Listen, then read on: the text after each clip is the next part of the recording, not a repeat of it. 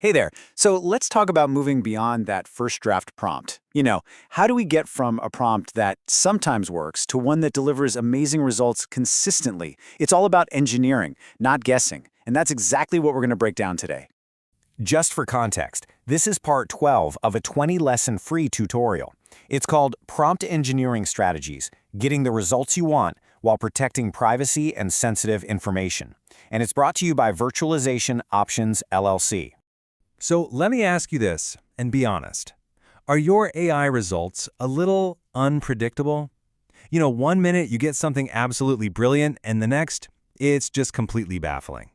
Yeah, it's a really common frustration, and it's exactly what we're here to solve. Because here's the secret.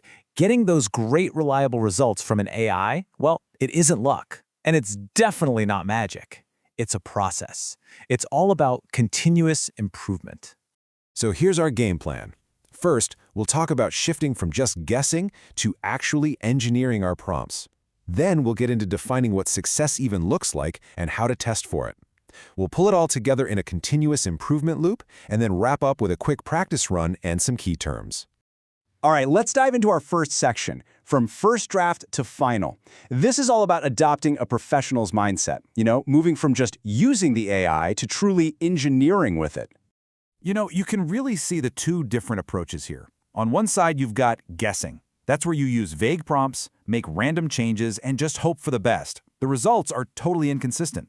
But on the other side, you've got engineering. This is a structured process with clear goals, and that is how you get high-quality, repeatable results every single time. That's our goal. Which brings us right into our next section. It's all about defining your success criteria because, let's face it, you can't improve what you don't measure. This is probably the most important first step. Before you change a single word in your prompt, you have to know what a win actually looks like. You have to define what a perfect output would be for your specific task. So how do we do that? Well, we basically create a quality checklist. We stop thinking in terms of good enough and start using objective criteria. Ask yourself, is it relevant? Is it accurate? Is the response clear and in the right tone for my brand? And, maybe most importantly, did it actually follow my formatting rules and answer every single part of the prompt? Okay, so once we know what we're aiming for, it's time to actually test our prompts. That's section 3, Methods for Systematic Testing. It's time to start thinking like a scientist. The whole idea here is to stop just randomly changing your prompt and crossing your fingers. Instead, we're going to make small, deliberate, isolated changes. This way, you can see exactly what impact each little tweak has on the final output.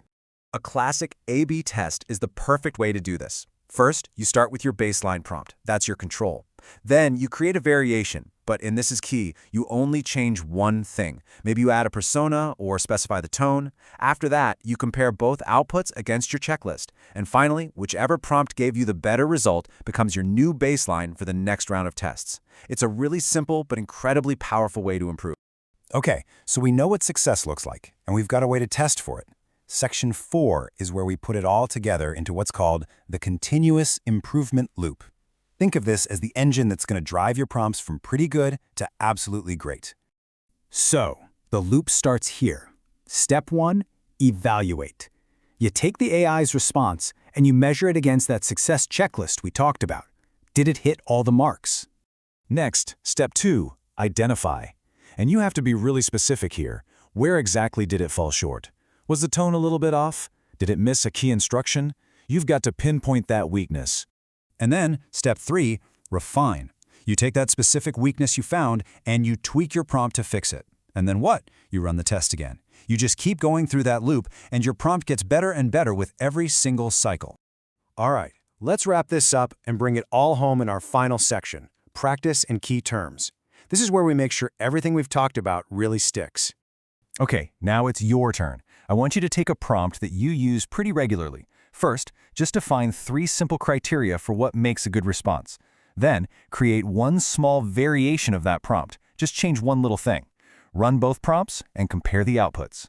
It's a really quick exercise, but it's the best way to see the power of this process in action. Now, let's quickly lock in a few key terms. First up, evaluation criteria. These are just the specific standards you use to judge an AI's output. It's your quality checklist, right? Things like accuracy, tone, format, and so on. Next, we have systematic testing. It sounds fancy, but all it means is that you have a structured method. Instead of just random guesswork, you're changing one thing at a time to measure its impact. You're basically applying the scientific method to your prompts. And our final term really wraps this all up: iterative refinement. This is that continuous cycle we just talked about: testing your prompt, evaluating the output, and making small improvements to get better and better results over time. It's the whole loop in a nutshell. So if there's one thing you take away from all this, it's this. Great prompt engineering is not some kind of random art form. It's a repeatable skill. It's a process that anybody can learn and get really good at. And I'll leave you with this final thought. Your goal isn't just to write a prompt that works once in a while. The real goal is to build a prompt that works reliably every single time. Thanks for joining me.